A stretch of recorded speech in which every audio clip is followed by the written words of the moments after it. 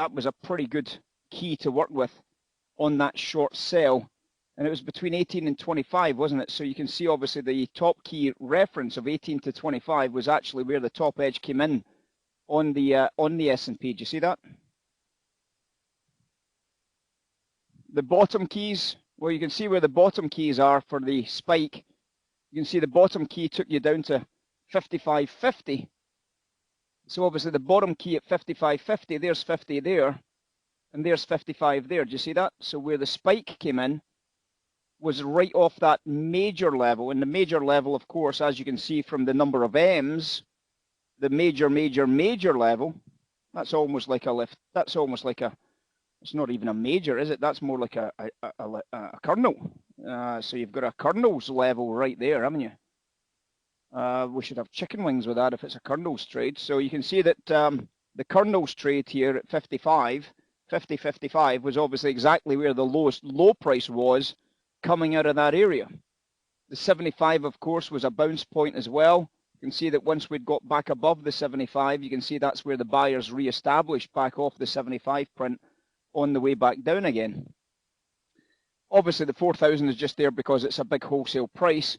So you can see that even if you take out the 4,000 for the gameplay, if you just left the keys on your charts, you can see the sell side top edge, and you can see the two opportunities to maybe buy into the bottom edge there and then into there. So you can see that the keys would have given you some really nice opportunities to swing backwards and forwards around these dealer bracket levels. Now remember, when we come into these levels, it doesn't mean it's a sell or a buy. It means the dealer has to make a decision. That's the point of the level. The dealer has to make a decision.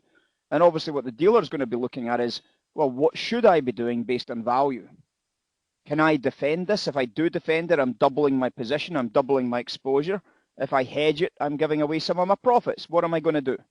What am I going to do? I don't know. So you want to try and get into the head of the dealer in those areas. What would you do if you've got $1 billion or $100 million or $50 million to hedge out in those areas? You're going to try and defend it by doubling down? Or are you going to try and get into a hedge and cost you some of your monies?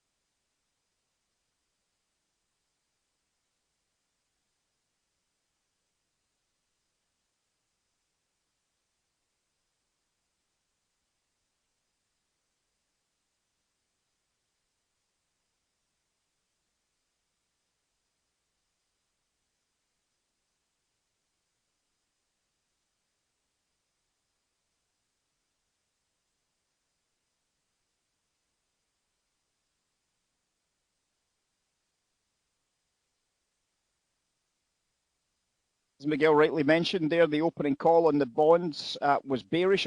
Inflation break-evens on the 5-year space. You'd have been looking to sell into the 8s and plus. So maybe you got some 8s, 10s. 8s, 10s, the high print was 12. So you were able to build a nice little quick position into the opening cash call.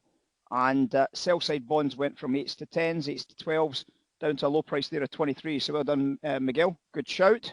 Great trade.